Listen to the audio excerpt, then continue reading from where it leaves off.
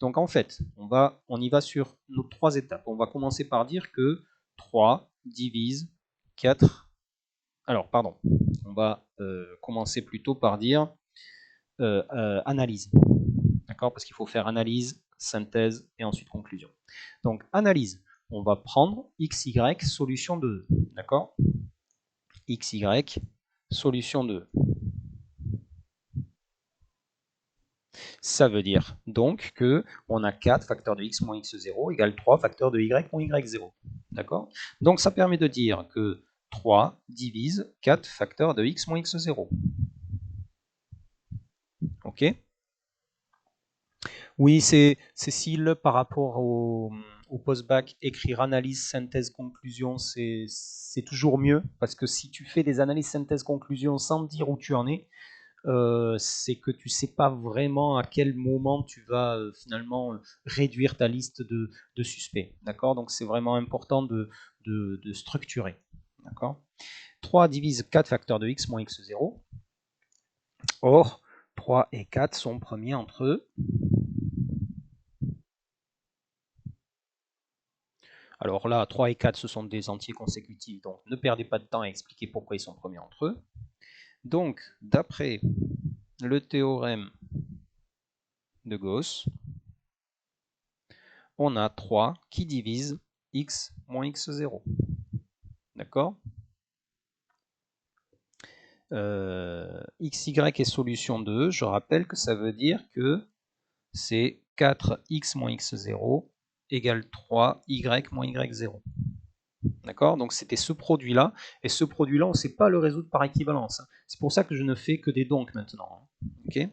Ici, je vais faire de l'analyse, puis de la réciproque, puis de la synthèse, pardon, c'est la même chose que la réciproque, puis la conclusion. C'est pour ça que je suis passé à une série de donc. Je ne peux pas travailler par équivalence ici. Donc on a 3 divise x moins x0, donc x égale, pardon, x moins x0 égale 3k1, k1 appartenant à z. C'est-à-dire x égale x0 plus 3k1, k1 appartenant à z. Voilà votre première étape de votre raisonnement. C'est-à-dire vous dites que les x sont tous de la forme le nombre particulier x0 que j'avais trouvé, plus un multiple de 3. Okay. Alors, de la même manière, je vais le faire aussi en détail. De la même manière, on va dire que 4 divise 3 fois y moins y0 et 4 et 3 premiers entre eux. Donc, d'après le théorème de Gauss, on a 4 qui divise y moins y0. Donc, y moins y0 est égal à un 4k2 avec k2 un entier relatif. D'accord? C'est-à-dire finalement y égale y0 plus 4k2 avec k2 un entier relatif quelconque. D'accord? C'est-à-dire le nombre y, c'est la solution particulière, enfin le y0 de la solution particulière x0, y0 que j'avais trouvé, plus un multiple de 4. Et là maintenant, c'est là que vous allez faire votre synthèse. Il va falloir que vous trouviez les valeurs qui se correspondent entre K1 et K2 pour être sûr d'avoir une solution. D'accord? Donc maintenant, on va chercher le couple x0 plus 3k1, y0 plus 4k2 qui va être solution de E. D'accord? Et ça va nous forcer à trouver un lien entre K1 et K2. D'accord? Donc maintenant, on y va, on les remplace dans la formule de départ, c'est-à-dire l'équation E. Donc ça fait 4x0 plus 3k1 moins 3y0 plus 3 plus 4k2. Okay? Et ça, c'est censé faire 5. Ah, vous n'avez plus l'image. Attendez, je vais faire la pause. Ok. Donc, vous avez donc ce x0 plus 3k1, y0 plus 4k2 qui est censé être un couple solution. Ah, donc vous avez des problèmes de connexion.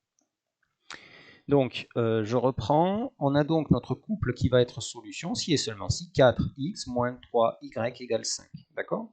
En développant tout, je me retrouve avec 4x0 plus 12k1 moins 3y0 moins 12k2 égale 5. D'accord? Or, je sais que x0, y0 était solution de E. Et comme il est solution de E, j'ai bien 4x0 moins 3y0 égale 5. D'accord? Donc finalement, je me retrouve avec 4x0 moins 3y0 à mettre ensemble, plus 12 fois k1 moins k2 à mettre ensemble aussi, égale 5. Et ce truc-là vaut 5. Donc ça permet de dire que finalement, ça consiste à dire que 12 facteur de k1 moins k2 égale 0, c'est-à-dire k1 égale k2. Et vous terminez en disant, finalement, votre conclusion. C'est-à-dire que finalement, les couples solutions vont être les couples pour lesquels le nombre k1 et k2 sont identiques, c'est-à-dire S égale. Alors, je vais remplacer x0, y0 maintenant par leur vraie valeur, c'est-à-dire 5 et 5. Hein. Le couple de solutions que j'avais proposé, moi, c'était 5 et 5. Évidemment, si vous avez un autre couple évident que vous proposiez, vous le mettez, hein, n'oubliez pas. Mais alors, attention, j'ai oublié de mettre plus 3 fois k. Et pour le y, c'était 5 aussi, plus 4 fois k appartenant à z. Et voilà notre solution complète.